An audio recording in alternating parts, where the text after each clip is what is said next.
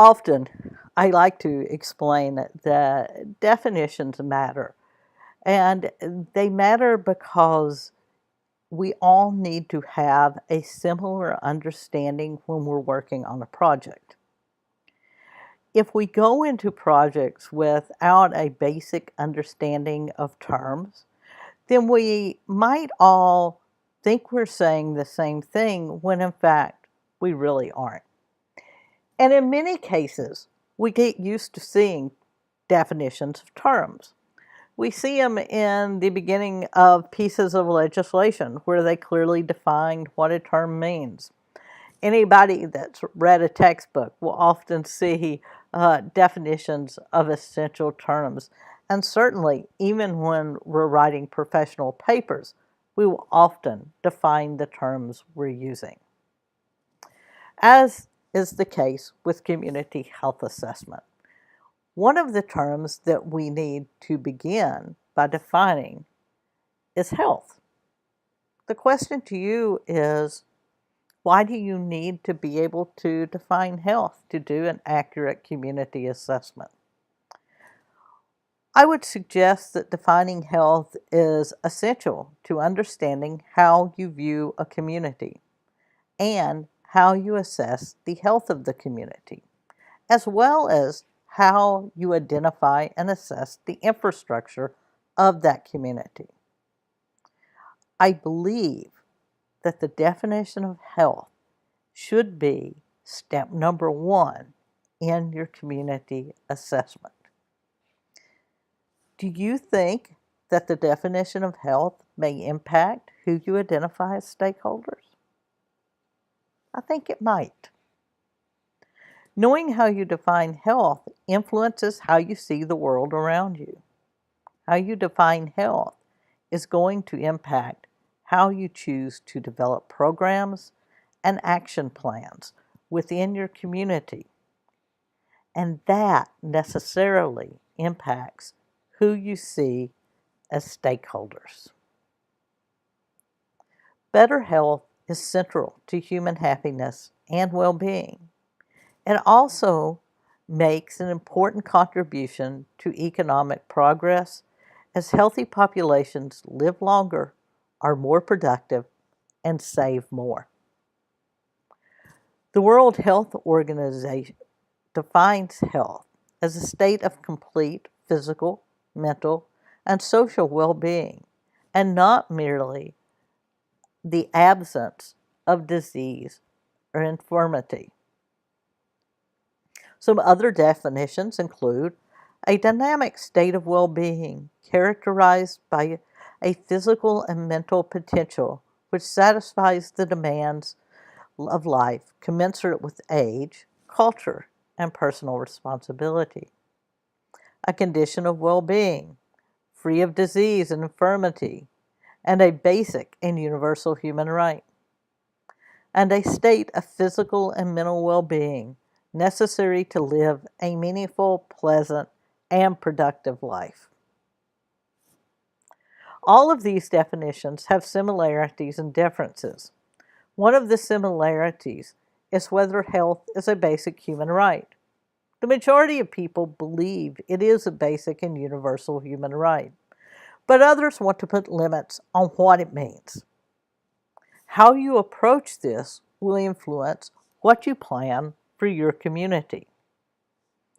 Now is a good time to pause the recording and consider how you would define health.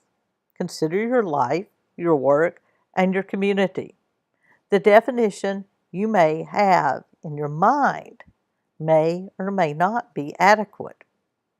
If it isn't, then consider why.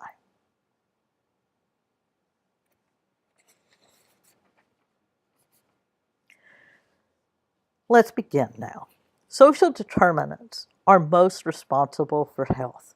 The social determinants of health are most responsible for health inequalities, inequities, the unfair and avoidable differences in health status seen within and between countries. The structural roots of health inequities lie within education, taxation, labor, and housing markets, urban planning, government regulations, healthcare systems, all of which are powerful determinants of health, and ones over which individuals have little or no direct personal control, but can only be altered through social and economic policies and political processes. Dr. Margaret Chan, Director General of the World Health Organization, stated that social deprivation is not a matter of fate, it's a marker of policy failure, a toxic combination of poor social policies, unfair economic arrangements, and bad politics, and it is killing people on a grand scale. Social determinants of health are the structural conditions in which people are born, grow, live, and age. They include factors of status, education, social support networks, as well as access to health care. In this table produced by the Kaiser Foundation, they have done a really good job of laying out these social determinants. And within each, you can see that economic stability includes employment, income, expenses, debt, medical bills, and support. That the neighborhood and the physical environment matters. The housing, the transportation, the safety, the parks, playgrounds. Is the neighborhood walkable? Education. What's the literacy, the language, early childhood education, vocational training, and higher education? We've all heard about food deserts in communities where you don't have access to fresh fruits and vegetables. And then the community and social context within which people live, social integration, support systems, community engagement, and even discrimination play a role. And then there is the healthcare system. Is there health coverage? Are there adequate providers? Are the providers culturally competent? And what is the quality of care? These social factors, such as education, racial segregation, social supports, and poverty, accounted for over a third of the total U.S. deaths. The likelihood of premature death increases as income goes down. Lower education levels are directly correlated to lower income, higher likelihood of smoking, and shorter life expectancy.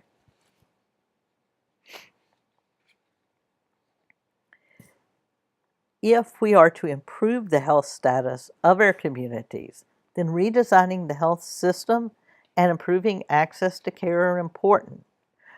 But the research demonstrates that improving population health and achieving health equity require us to take on a much broader perspective, one that looks at the education, the racial segregation, the social supports, and poverty.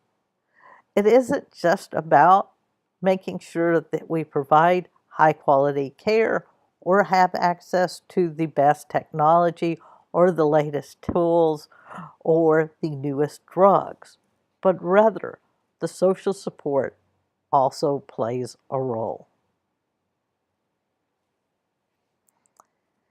Health disparities are those differences in health outcomes that are closely linked to the social, economic, and environmental disadvantage. Hyman and Ortega point out that measurements of health can be rated across several spectrums: infectious disease, infant mortality, violent crime, immunizations, and so on. All of this can result in lack of health.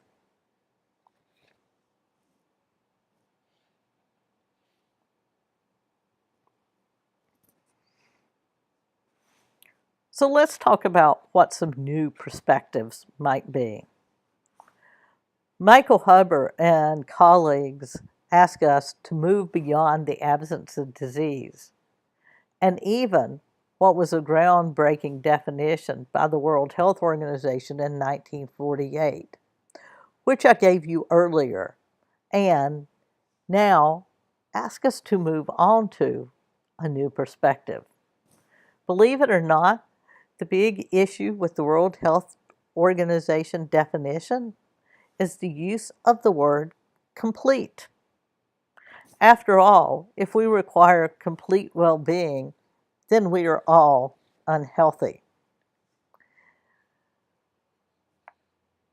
Why again does the definition matter? It impacts healthcare plans, community health assessment, and ultimately policies that guide the entire health system. Huber and his colleagues came up with three domains: the physical, the mental, and the social.